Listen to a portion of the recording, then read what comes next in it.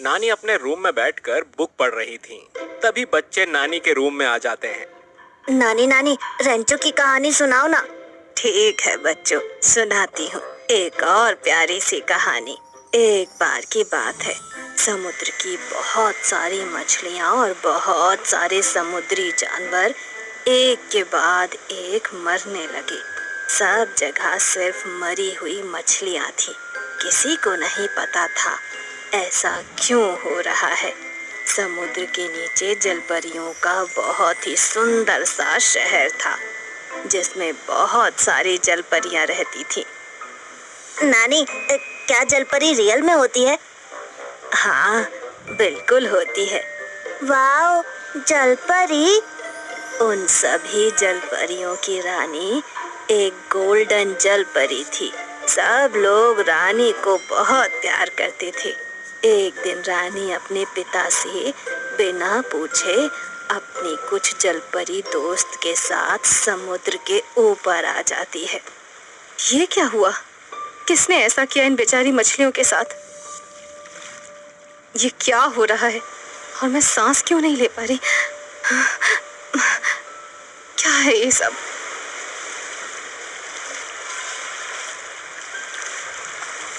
इंसानों के द्वारा फेंका हुआ कचरा हम सब के लिए बहुत खतरनाक है, जिसके कारण समुद्र के सभी जीव मर रहे हैं। बेटी, हमको कहीं और जाना होगा, वरना हम सब भी मारे जाएंगे। पिताजी नहीं, मैं अपने शहर को छोड़कर कहीं नहीं जाऊंगी और ये इंसान कभी नहीं सुधरेंगे। हम जहाँ जाएंगे वहाँ पर फिर से ये कचरा फेंक देंगे। तभी एक जलपरी राजा और रानी के पास आती है और बताती है कि हमारे शहर पर एक समुद्री ड्रैगन ने अटैक कर दिया है। मैं इस ड्रैगन को अभी अपने शहर से दूर भगाता हूँ। अब ये सारा समुद्र मेरा है और मैं यहाँ का नया राजा हूँ। और अब मैं तुम्हारी गोल्डन जलपरी को खाकर अमर हो जाऊंगा। कोई भी मुझे हरा नहीं पाएगा। तुम कभी मेरी बेटी को छू भी नहीं पाओगे।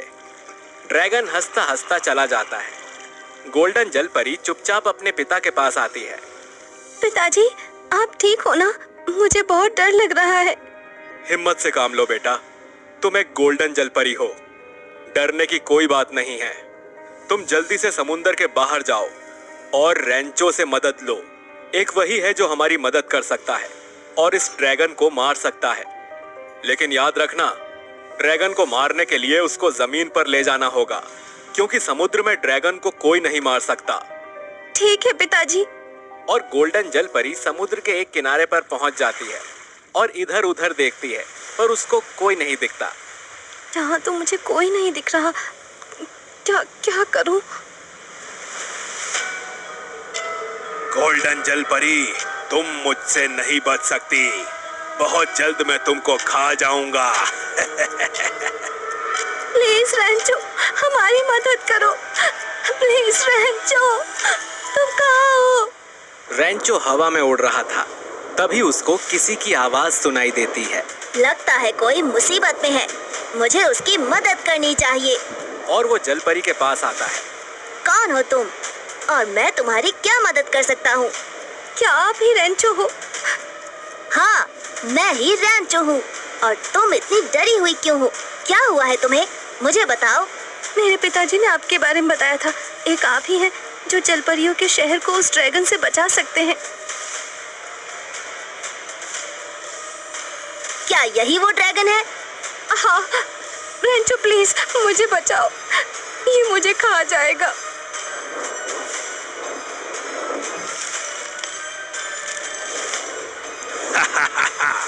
मुझे कोई नहीं मार सकता। ड्रैगन अपने मुंह से आग निकालता है, कभी बॉम्ब के गोले फेंकता है, मगर रेंचो बार बार बच जाता है। तभी एक गोला रेंचो को घायल कर देता है और रेंचो समुद्र में गिर जाता है। नहीं, रेंचो तुम ठीक तो हो ना? प्लीज, तुम ही हमारी आखिरी उम्मीद हो। हाँ, मुझे कुछ नहीं हुआ है, मैं ठीक हूँ। अब मैं इस ड्रैगन को नहीं छोड़ूंगा।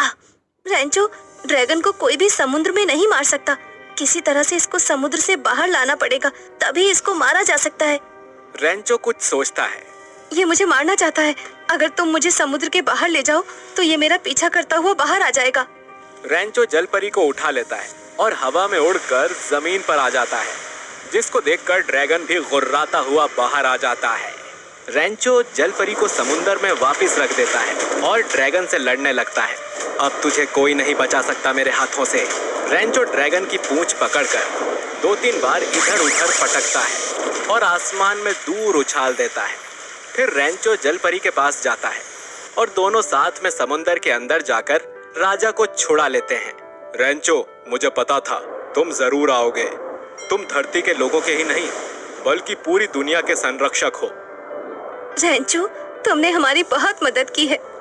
रेंचो स्माइल करता है और तेजी से समुंदर के अंदर से बाहर की तरफ उड़ता जाता है। अभी मेरा काम खत्म नहीं हुआ है।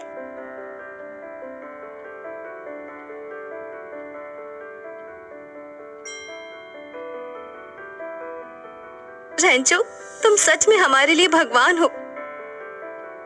अगर इंसान सेल्फिश ना हो तो किसी को कोई तकलीफ ही ना हो। हम सबको कचरा कभी भी समुद्र में या इधर उधर फेंकना नहीं चाहिए। तो बच्चों, कैसी लगी कहानी? नानी, हम समझ गए। कभी भी कूड़ा या कचरा सिर्फ डस्टबिन में ही फेंकना चाहिए। नानी, बहुत मजा आया। क्या सच में जलपरियां होती हैं? जलपरी होती है, बिल्कुल तुम्हारे जैसी। फिर सब जोर जोर से हंसते हैं। चलो बच्चों, अब सो जाओ अपने रूम में जाकर। हाय फ्रेंड्स, मैं हूँ गोल्डन जलपरी।